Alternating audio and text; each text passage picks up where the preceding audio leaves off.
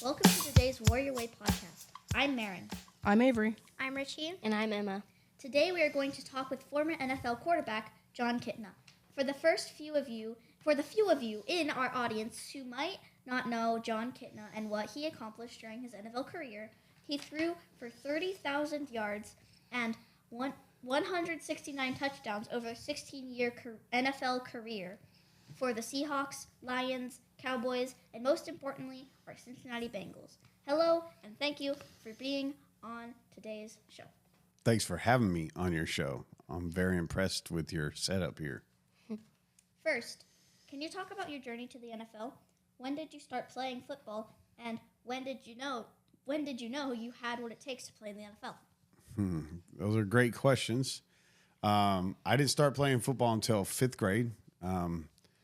I was always played sports. I grew up in the Boys and Girls Club, and my basketball coaches and baseball coaches, they were the same coaches, and they kept trying to convince my mom to let me play football when I was in 3rd grade and 4th grade, and my mom was like, no, he's not playing football. And finally, in 5th grade, they convinced her to allow me to play if I got to play for the 4th grade team, even though I was in 5th grade because I was small.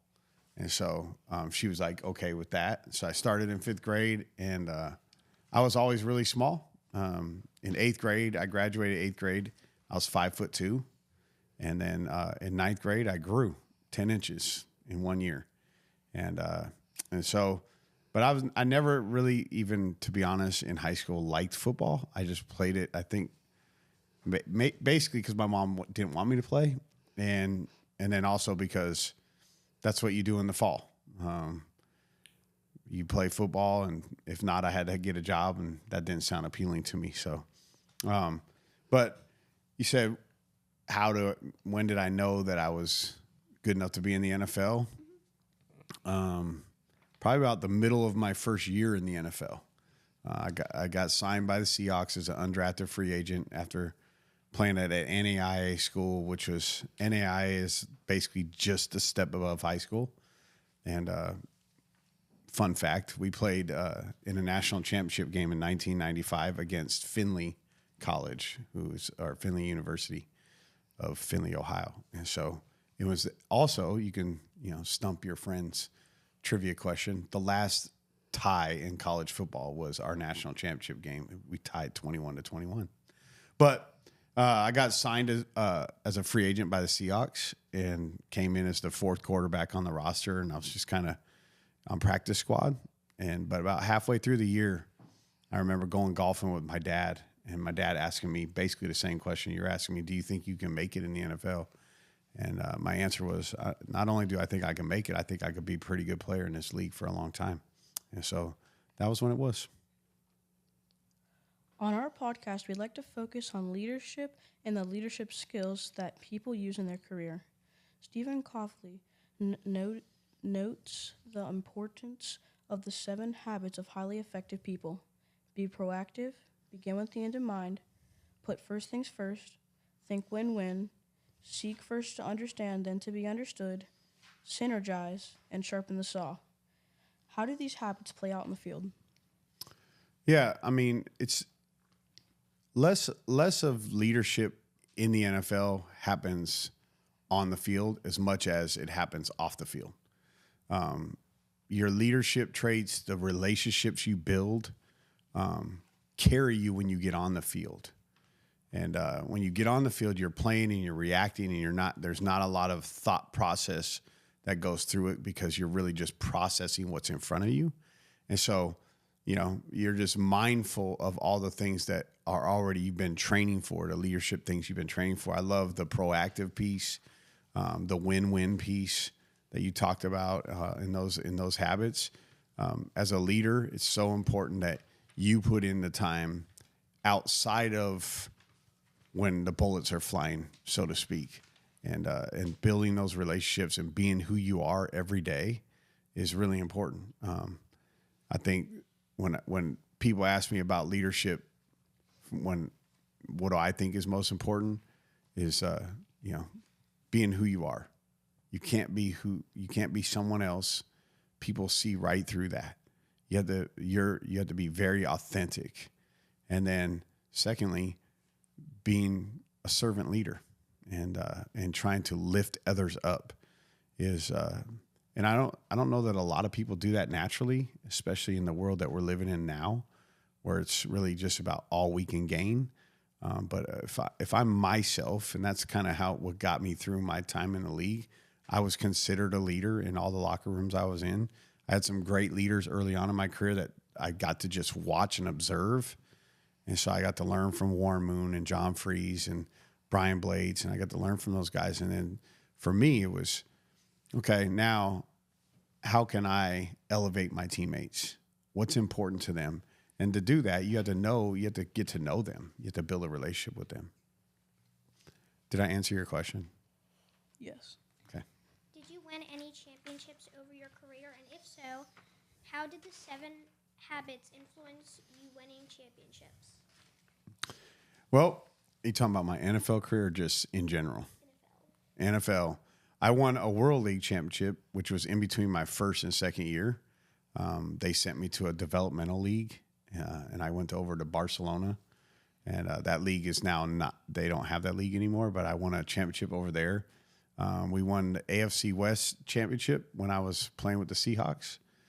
So, those are the things, but those habits that they're talking about, those are things that, I didn't have I wasn't privy to those things when I was coming up, but I had people pouring into my life that taught me those things, the discipline, the personal discipline, the self-discipline, building relationships with others, putting yourself in someone else's shoes, learning to empathize.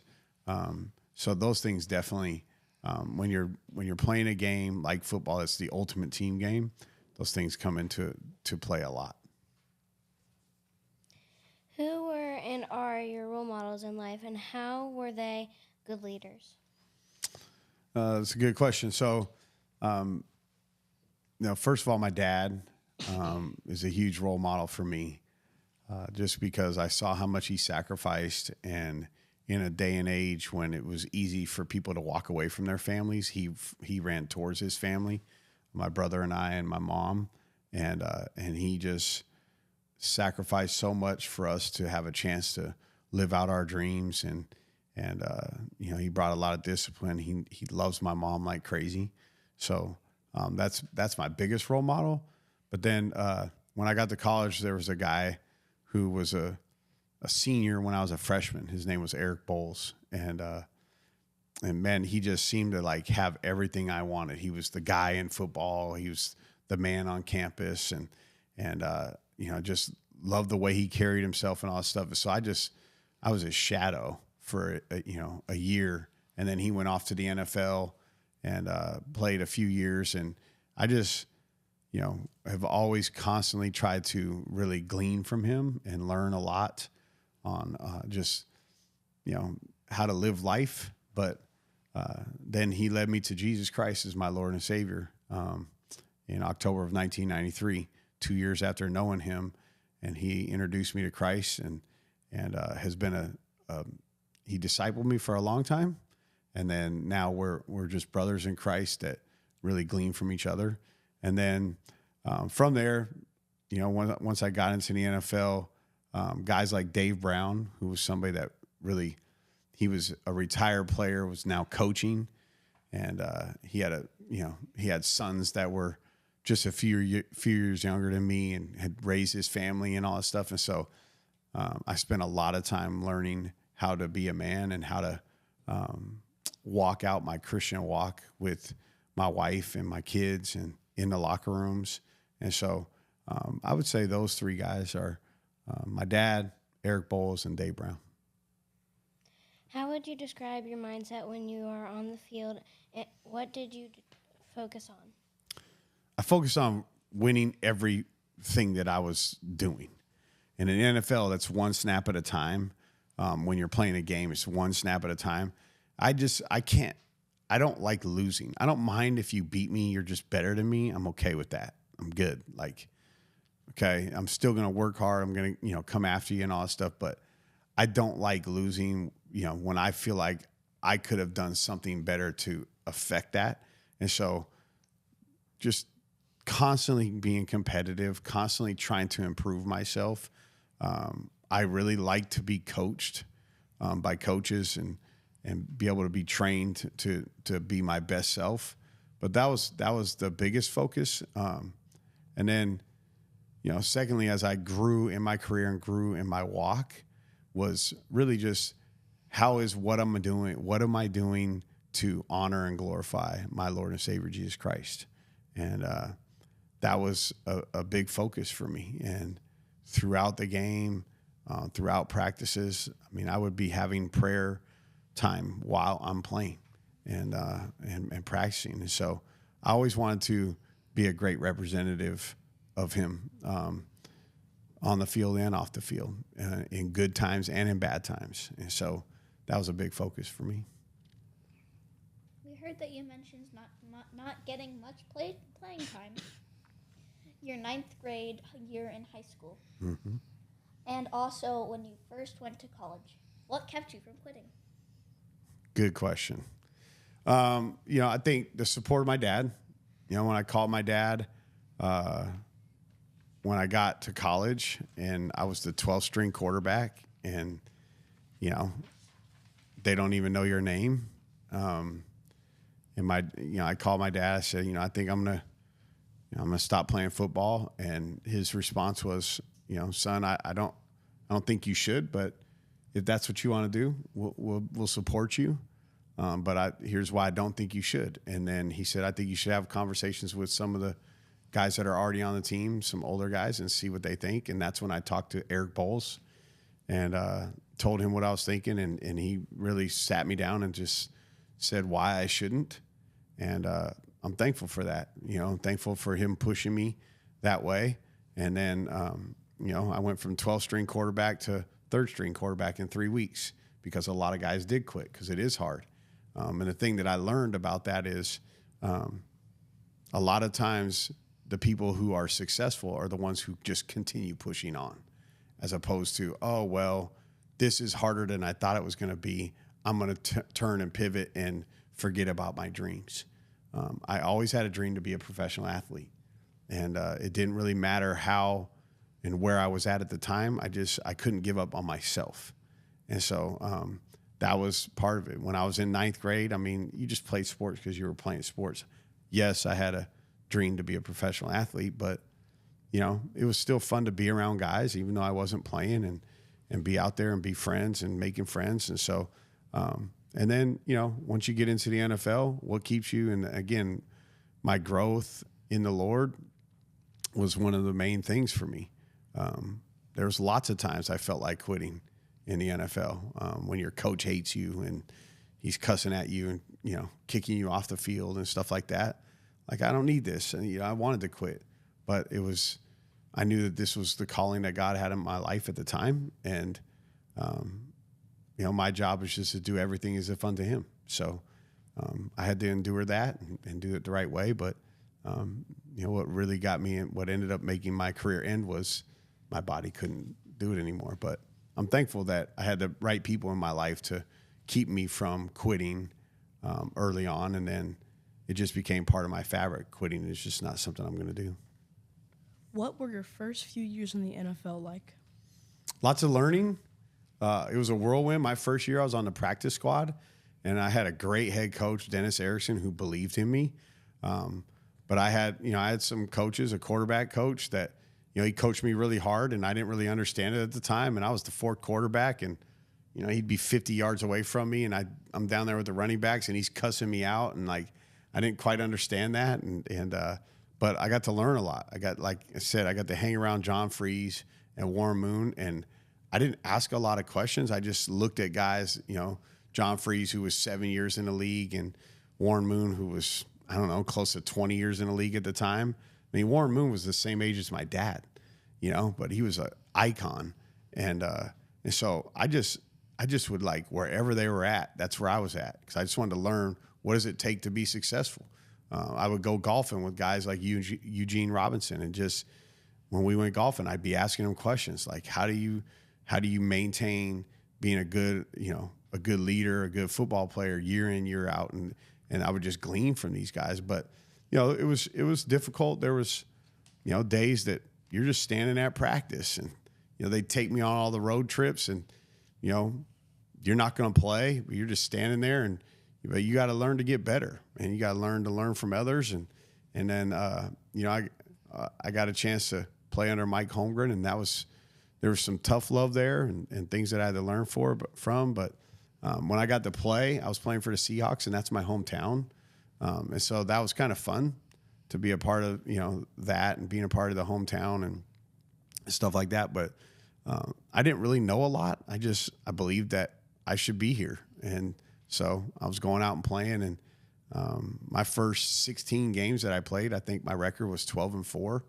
and so I thought, oh, this is easy, and then it got not easy, and I had to really reset my mind on why I'm doing what I do, and it's not about me. It's about glorifying Jesus as my Lord and Savior. What do you think your success would have looked like if you did end up quitting football? Yeah, that's a really hard question to answer, because football has had such an impact and shaped my life because of the relationships. It's more than the game.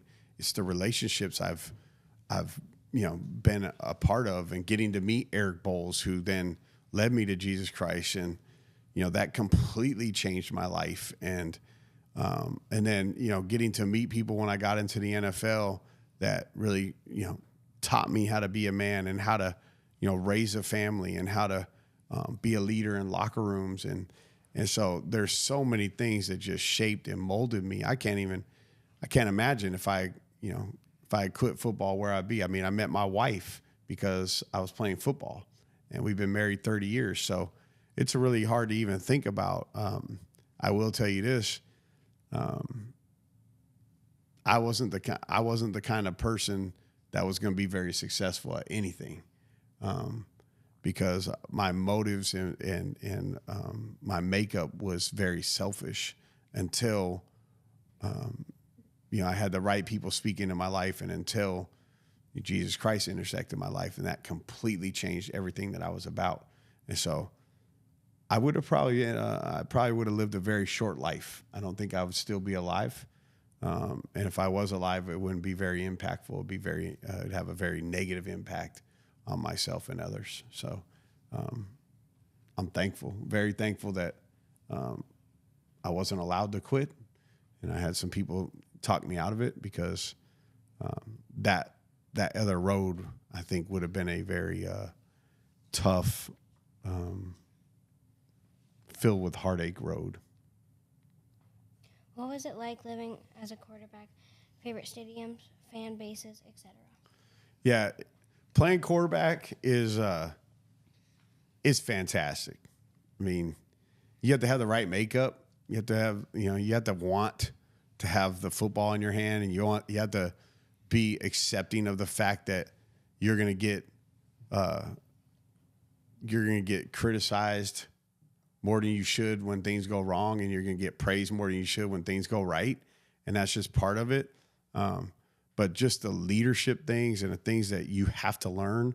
My kids were asking me the other day, they were like, "You told us like you were this idiot in high school, like you were just like kind of a thug in high school. So, but you're like really smart. How did you get smart?" I think because I'm a quarterback, I learned. I'm a constant learner, and so I learned words, and I learned how to speak, and I learned how to comprehend stuff because I was a quarterback. So I love playing quarterback. Now, to be honest, there's times I had a parent meeting the other night because I'm a coach, and I had 60 parents there with their kids.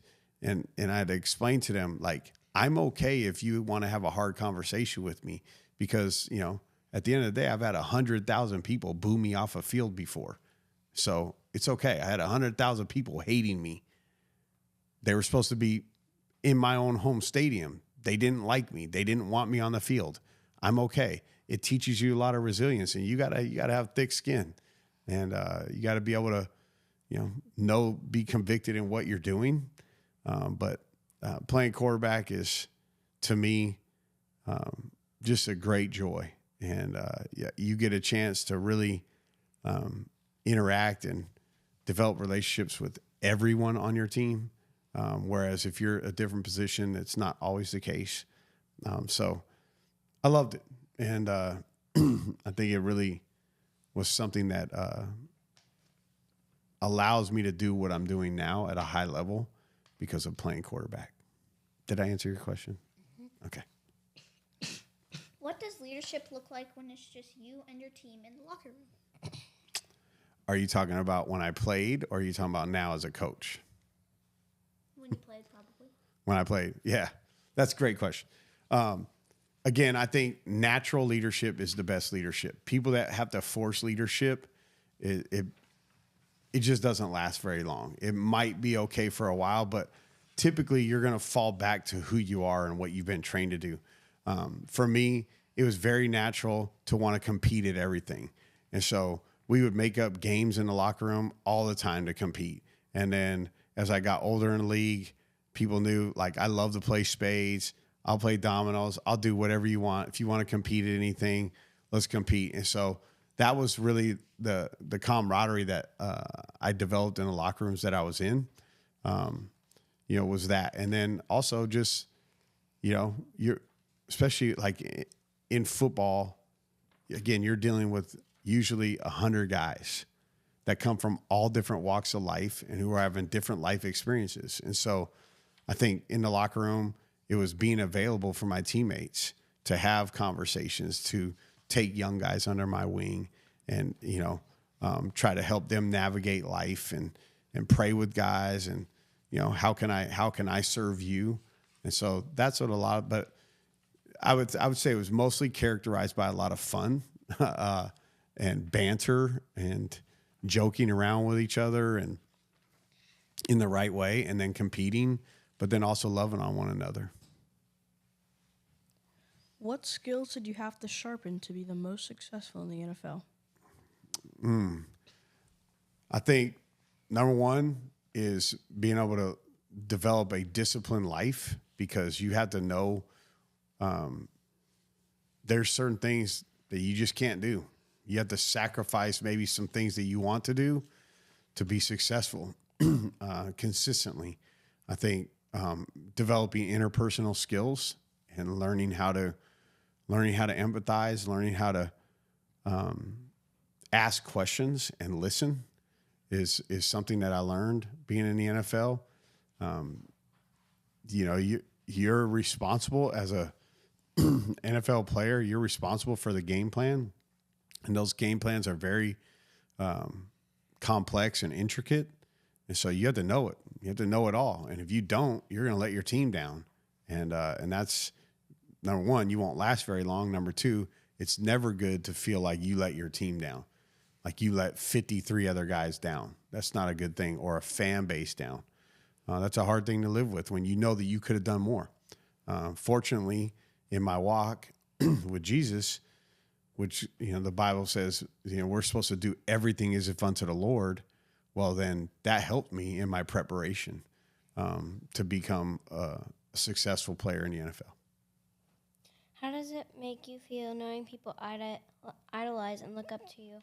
How does it impact the decisions you make on a daily basis? Yeah, it's humbling, and I don't like it, to be honest, because at the end of the day, you're just a human, and that has problems like anyone else, and who makes mistakes like anyone else, and people kind of put you up to a place a lot of times where, like, oh, you can't make a mistake, and I don't think that's fair. But what I tried to do is look at it from another perspective, which is, okay, they're putting me on this, pedestal that for some reason, because you're an athlete, you're worth listening to or worth following or whatever it is. And then I try to use that to, well, how can I use that, dynamic then to impact others? And that's what I really try to do, is impact others in a positive way. We are currently in fifth grade, and as we prepare for this show, if we could go back to your fifth grade year, and what would you sing your fifth grade That is such a fun question. I get a chance to go and speak a lot to people, and even with my players now as a coach. But when I go and speak a lot to older high school kids or college kids, one of the things I ask of them a lot is, what was your fifth grade dream? Because I always feel like in fifth grade, I felt like when I was in fifth grade, the world was mine. There was no limits to my dreams. And so what would I tell my fifth grade self back then is it's worth the work. It's worth the sacrifice. And to continue to dream big, because I was a big dreamer. And so that's what I would tell my fifth grade self is it's worth it. And don't worry about the sacrifices. Just keep your vision, keep the goal in mind. I think that's one of the 7 habits that they talk about, right? Starting with the end in mind. That's always been a thing for me is I knew what I wanted. And so when some of my friends were going off and, getting involved with drugs or getting involved with gangs, I knew what I wanted. And I tried to stay away from those things. Who are some leaders you admire today and why? I'll just start with. I won't go with some leaders. I'll stop with one leader. I think Dak Prescott is the best leader I've ever been around, and I had a chance to coach him for 1 year, and I just think the way that he leads in every area of his life is phenomenal. And he's a person who's had a lot of trauma in his life from people that have died and people who have left his life and things like that, and yet he continues to approach life every day just trying to attack it and be his best self. And he does a great job of putting others above himself without, kind of diminishing his role as the head of that team and that organization. And then, he is one who only looks at what he could do to be better. He doesn't blame others. And I think those are just incredible traits. And so he's one that I'm just super impressed with, and he's somebody that I got a chance to be a part of his life for a while. So those experiences really were impactful for me to watch him do that. And I've really, I've talked to my sons in particular about those things. What advice would you give to younger kids that look up to you to be a professional athlete? Yeah, I think the biggest thing is dream big. Dream big. You're in fifth grade, again, the world is your oyster. Go for it. What do you want to do? And then do everything in your life to achieve that dream. And that's gonna cause you to have a smaller circle of friends. It's okay. It's okay. Chase that dream because I'm here to tell you, I grew up in a pretty athletic place where sports was pretty important. And I was never the best athlete on my team, but I just kept going. And while some guys fell away and they wanted more immediate gratification, it was worth it for me to just keep going and to sacrifice those things and then be a constant learner. You have to always be willing to learn from others and ask questions and know how to listen. But the biggest thing is dream big.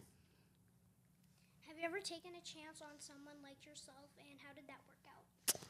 Yeah, I've done a lot. Well, being a coach is I have a lot of those, situations that come up. But one of the things my wife and I, we do is we made a commitment before the Lord that if God allowed us financially to get to a place where we could help others that aren't necessarily our biological kids, we wanted to do that. And so we adopted 2 of my cousins when they were in 8th grade and 9th grade, respectively, and brought them into our home and raised them through high school.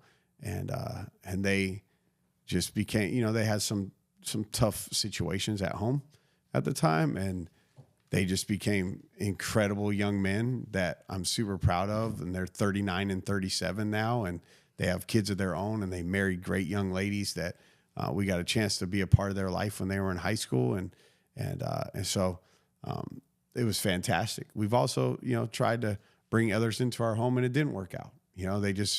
They weren't ready to make those kind of decisions day in and day out to live a disciplined enough lifestyle to stay in our home. But it won't stop us from continuing to try to do those things. But it was pretty impactful.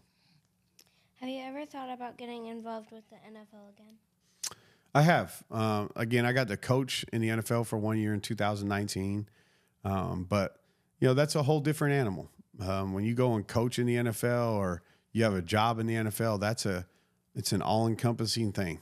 And it's less about impacting lives and it's a bottom line business at the end of the day. And right now the calling that God has on my life is to use our life, my wife and I, use our life and our experiences in our walk with the Lord to impact others as much as we can. And we just feel like the high school coaching scene gives us the greatest chance to impact as many people as possible. So would it happen ever again? Maybe, but I'd have to know that that's exactly what God wanted for us in our lives. What's next for you? Well, today was fantastic. I love getting to hear you guys, and you guys are great interviewers. And but what's next for us is, I have an empty nest. My youngest son just graduated high school and is off to Bowling Green, and so my wife and I are in a different season of life that we're entering, and so I'm going to be getting some of the biological grandkids, I'm sure, soon, and so I get to be a grandpa, but just continuing to coach the next group of young men and train them up and try to win GMC championships and state championships, but more than anything, just trying to impact young men for the kingdom. Thank you, Mr. Kitna, for being on the Warrior Way podcast today. We appreciate you for sharing your thoughts on leadership and sharing your journey with us today. That's it for this episode of the Warrior Way podcast. See you next time. Thanks, guys. Appreciate the time. You guys rock.